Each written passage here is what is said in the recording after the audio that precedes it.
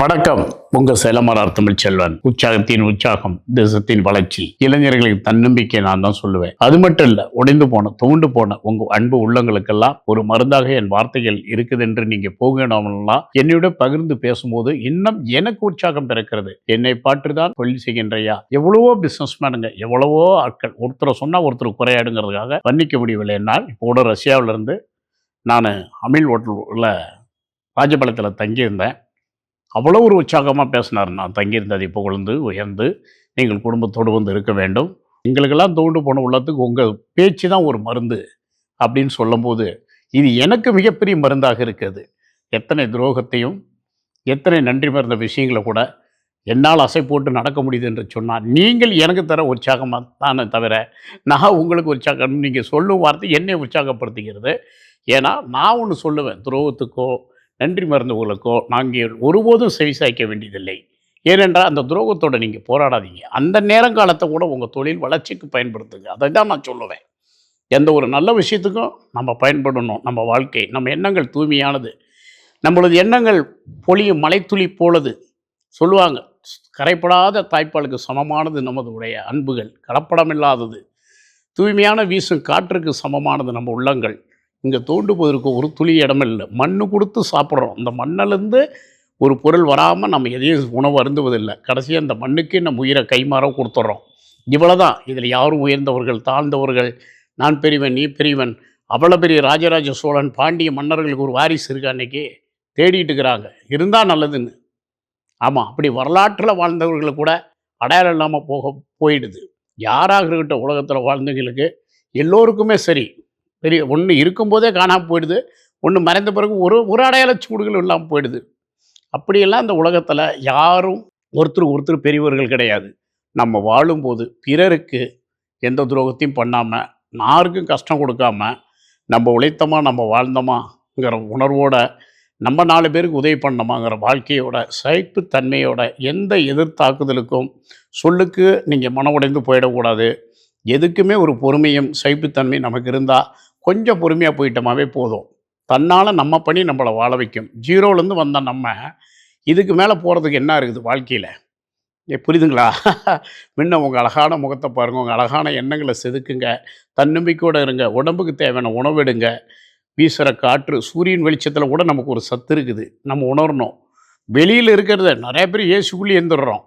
வெளிக்காற்றை சுவாசிக்கணும். ஆமாம், வெளியே சூரியன் வெளிச்சத்தை வாங்கணும். இவையெல்லாம் நம்ம நினச்சே பார்க்குறதில்ல. நன்றியா இந்த பூமி அவ்வளோ இயற்கை வளங்களையும் இந்த உடம்புக்கு அள்ளி கொடுத்துருக்கு. நல்ல உணவு முறைகளை எடுத்து ஏன் இவ்வளோ பேசிக்கிட்டே போகிறோன்னு ஆகிடும் உங்களுக்கு. நான் போக இடமெல்லாம் என்னால் முடியல. இப்போ நெய்வேலியில் அன்பு திராவிடம் கொடுத்த வரவேற்பு, ஆயிரக்கணக்கான மக்கள் என் கூட எடுத்த ஃபோட்டோ நான் கலைச்சே போயிட்டேன்.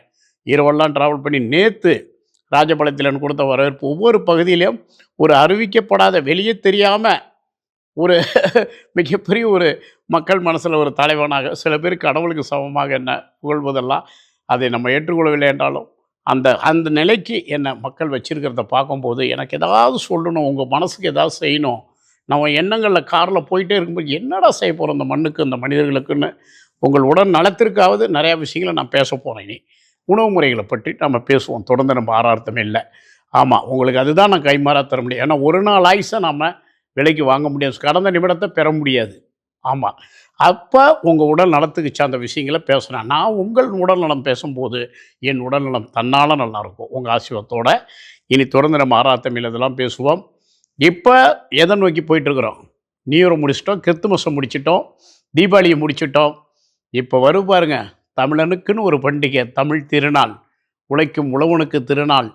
தாய்க்கு நிகரான நமக்கு தாய்ப்பாலுக்கு பதிலாக பசு நமக்கு பால் கொடுத்து வளர்க்கும் அந்த பசுவுக்கு திருநாள். கொஞ்சமாக கொடுக்குது அது, பால் தயிர் மோர். அது இல்லாமல் உலகமே இல்லை. அந்த அளவுக்கு அந்த பசுக்கு மாட்டுக்கு திருநாள் இருக்கக்கூடிய மாட்டுப் பொங்கல், காணும் பொங்கல்லாம் தமிழர்களுடைய திருநாளாகிய நம்ம எல்லாம் கொண்டாட இருக்கின்றோம். இந்த பொங்கல் எந்த இடையூறு இல்லாத பொங்கலாக இருக்கும். நமக்கு இதுக்கு முன்னாடி கொரோனா பல பிரச்சனைகளை நம்ம சிக்கி தவித்தோம். உலகெங்கும் பாகுபாடு இன்றி உலகத்துக்கே சோறு போடும் உழவனுக்கு திருநாள் இந்த திருநாள். இந்த திருநாளிலே தமிழக அரசு மக்களுக்கெல்லாம் நல்ல ஒரு தொகையை கொடுத்துருக்குறாங்க. குடும்பங்களுக்கு 3000 ரூபான்னு 2,21,00,000 பேருக்கு கொடுத்துருக்காங்க போது மிக மகிழ்ச்சியான செய்தியாக அரசுக்கு வாழ்த்துக்களை நம்ம தெரிவித்துக் கொள்வோம். இதில் எந்த அரசியல் உள்நோக்கம் கிடையாது. நன்மை செய்யக்கூடியவர்களை நல்லது செய்யக்கூடியவர்களை யாராக இருந்தாலும் நம்ம வாழ்த்த கடமைப்பட்டிருக்கிறோம். அந்த அடிப்படையில் முதல்வர்கள் வாழ்த்தை தெரிவித்துக் கொள்வோம். முதல்வர் மூலமாக தமிழக மக்களுக்கும் உலகெங்கும் வாழும் தமிழர்களுக்கு வாழ்த்துக்களை தெரிவித்துக் கொள்வோம். நம்ம தொப்புள்குடி உறவான யாழ்ப்பாண மக்கள், இலங்கை வாழ் தமிழ் மக்களுக்கு வாழ்த்துக்களை தெரிவித்துக் கொள்வோம். என்று அவர்களை நம்ம மறக்க இயலாது. தமிழனுக்குன்னு ஒரு தனி சிறப்பையும் அந்தஸ்தையும் கௌரவத்தையும் வீரத்தையும் கற்றுக் கொடுத்த மக்கள் யாழ் மக்கள். அந்த யாழ் மக்களுக்கு, யாழ்ப்பாண மக்களுக்கு வாழ்த்துக்களை தெரிவித்துக் கொள்வோம். உலகெங்கும் வாழும் தமிழர்களுக்கு. அதே போல என்னுடைய அன்பு தொழிலாளர்கள் அனைவருக்கும் என்னுடைய வாழ்த்துக்களை தெரிவித்துக் கொள்கின்றேன். இன்று நான் உங்களோடு உட்கார்ந்திருப்பது பெரும் பாக்கியமாக நினைத்து பார்க்கின்றேன். இதுதான் மிகப்பெரிய சொத்தாக நினைக்கின்றேன். அடுத்த ஆண்டு நம்ம இருப்போமா, அடுத்த நொடி இருப்போமா, அடுத்த நிமிடம் இருப்போமான்னு எந்த உறுதி இல்லாத அந்த உலகத்தில் இந்த நிமிடம் உங்களோடு வாழ்வதையே பெரிய சொத்தாக நினைத்து இந்த வாழ்த்துக்களை நான் தெரிவித்துக் கொள்கின்றேன். தன்னம்பிக்கையோடு இருங்கள், மகிழ்ச்சியோடு இருங்கள், திட்டமிடுங்கள், செயல்படுங்கள், வெற்றி பெறுங்கள். எப்பவும் உங்கள் தொழிலுக்கான சிந்தனையை ஒருபோதும் நீங்கள் கைவிட்டு விடாதீர்கள். எந்த ஒரு தீங்கான சொல்லுக்கோ துரோகத்துக்கோ நன்றி மறந்த விஷயத்துக்கோ உங்கள் மனசுகளை போட்டு குழப்பிக்காதீங்க. கடந்து போகட்டும். நீங்கள் கொடுத்தவர்கள், நீங்கள் எதற்கும் உங்களை ஏமாற்றுவதில் தான் உங்களை கவலைப்பட வேண்டும்.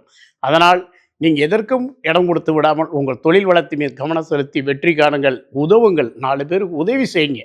உழைக்கிற தொழிலாளிகளையும் தன் வயிறு போல நினச்சி உதவி செய்யுங்க. வர வாடிக்கையாளர்களை தன் குடும்பம் போல நினைங்க. அதுதான் என்னுடைய கிளைகளை நடத்தி கொண்டு இருக்கின்ற அன்பு பிள்ளைகளுக்கு, அன்பு தம்பிமார்களுக்கு நான் அதுதான் சொல்லுவேன். தன்னை போல பிறர் நினை, தான் நல்லா இருப்போம். அதுதான் அவன் மனசு நிறைஞ்சுதான்னு பார்க்கணும். அப்போ தான் கல்லான் நிறையும். கல்லான் நிறைஞ்சதை நீ வியாபாரம் பண்ணிடக்கூடாது. அன்பு பிள்ளைங்க அந்த வழியில் தான் நடக்கிறாங்க. நிறைய பேர் தர்மத்தில் ஈடுபட்டிருக்காங்க. முதலி சுந்தர், எங்களுடைய திருநெல்வேலி சந்திரன், எங்கள் தென்காசியில் டாக்டர் ஐயா அவர்கள், அதே போல் நம்ம தஞ்சையில் இருக்கிற கணேசன் அவர்கள் 2000 பிள்ளைகளுக்கு எனக்கு உணவளித்தார். நம்ம யாருக்கும் இல்லை எங்காமல் கிடைக்கிற லாபத்தை மக்களோடு பகிர்ந்து வாழுகிறோம். இன்றும் பல நன்மைகளை சேலம் வராரு, இன்னும் தொடர்ந்து ஈடுபடும். பல பேருக்கு நம்ம தான் உதாரணம். அவங்க நம்மளை உதாரணமாக சொல்ல மாட்டாங்க, ஆனால் நம்மளே தான் நினச்சிட்டு வாழ்ந்துட்டு இருப்பாங்க. எனக்கு தெரியும். அவங்களும் நல்ல வழியில் சம்பாதிக்கட்டும், மக்களுக்கு நல்லது செய்யட்டும், தொழிலாளிகளுக்கு செய்யுங்க. கிடைத்த பணத்தை பகிர்ந்து வாழ்வோம், நன்றியுடன் இருப்போம். நன்றியுடன் இந்த பொங்கலுக்கு திருநாளில் தமிழர்களுடைய மகிழ்ச்சியோடு பங்கெடுப்பதில் மிக ஜாக்கிரதையாக. காணும் பொங்கலுக்கெல்லாம் வெளியூர் போவீங்க, போக்குவரத்து விதிமுறைகளை மதித்து அதிக பேர் வண்டிகளை ஏறாமல் அடக்கொடுக்கத்தோடு ஆர்ப்பாட்டம் இருக்கட்டும். ஆனால் அதில் ஆணவம் இருக்கக்கூடாது. அமைதியான முறையில் காணும் பொங்கலில் ஊர் சுற்றும் பொங்கலும்பாங்க அதை பெரும்பாலும். ஆமாம், அந்த பொங்கலில் உங்களை பாதுகாப்போடு கொண்டாடுங்கள் தமிழர்களே. உங்களோடு பிறந்ததில் மகிழ்வுகின்றேன். நன்றியுடன் உங்கள் சேலமரா தமிழ்ச்செல்வன். வாழ்க பொங்கல், வெல்க பொங்கல், மாட்டுப் பொங்கல், பொங்கலோ பொங்கல். ஊடக செய்திகள் யாவும் உடனுக்குடன் தெரிந்து கொள்ள RR தமிழில் கண்டு களியுங்கள்.